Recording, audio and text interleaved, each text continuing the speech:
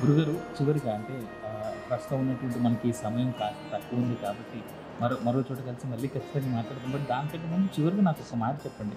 భగవద్గీతని ఇప్పటివరకు చదవని వాళ్ళు, లేదా భగవద్గీతని చదవాలని ఆశయం ఉన్నవాళ్ళు, లేదా అసలు భగవద్గీత ఎందుకు చదవాలి అనేటువంటి మాట మిమ్మల్ని అడిగితే చాలా సరళంగా ఒక్క మాటలో చెప్పాలంటే మీరు ఏమని చెప్తారు? భగవద్గీతలో ఏముంది అని తెలుసుకోవడానికి చదవండి, అంతే అంతే. భగవద్గీతలో ఏముంది అని మీ భాషలో మీరు చదువుకోండి.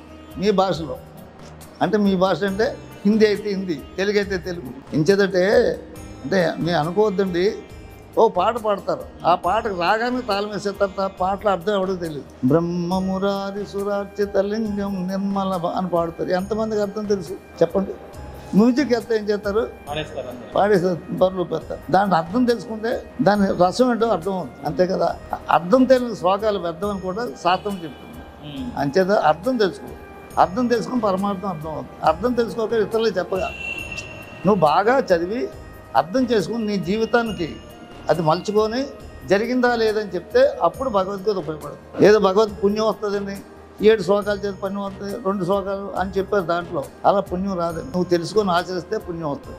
మీరే ఉన్నారు, ఎదురోని చూసి చేసేయగలరా? దాంట్లో ఉండాలి, నలగాలి, తీయాలి, చూడాలి, ఎలా తీయాలో తెలుసుకోవాలి. అప్పుడు మీరు బ్రహ్మాండం చేయగలుగుతారు, మీద అందరూ చూడగలుగుతారు.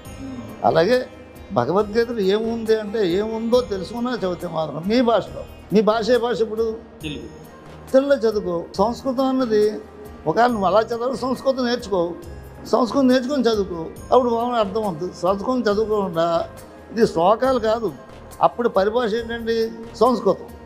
ఆ సంస్కృతంలో ఆయన చెప్పాడు, సంస్కృతం విన్నాడు. ఇప్పుడు ఎవరో తెలుగులో చదువుకో. గీతా ప్రసాదించారు అచ్చ తెలుగు వచనం. ఇది ఎంత అంటే అప్పుడు 9 రూపాయలు, ఇప్పుడు 15 రూపాయలు అయింది. మొన్న ఒక ఆయన పెద్ద ఆయన ఒక 20 గ్రంథాలు రకరకాల గ్రంథం ఉన్నాయి. ఆయన కొన్ని వచనాలు చెప్పిన తర్వాత అప్పటికప్పుడు తెప్పించుకోండి వెళ్ళి, ఏదండి ఈ వచన పుస్తకం. అంచేత తెలుగులో వచనాలు చదువుకోండి, ఏముందో తెలుసుకోండి. రోజుకి చదివిందే చదువుకోండి, అప్పుడు మీకు అర్థం అవుతుంది. చదివి వెళ్ళిపోవడం కాదు. చదివిందే చదివితే మీరు స్కూల్లో పాఠాలు ఎలా చదువుతారు? మీరు బీటెక్ ఎలా అయ్యారు, బీటెక్ ఎలా అయ్యారు, ఎంటెక్లో ఎలా వెళ్తున్నారు, వినేసి చెప్పేస్తున్నారా, సాధన చేస్తున్నారు. అలాగే సాధన చేస్తే తప్పకుండా అయితే ఉపయోగపడుతుంది అని నా సలహా అండి.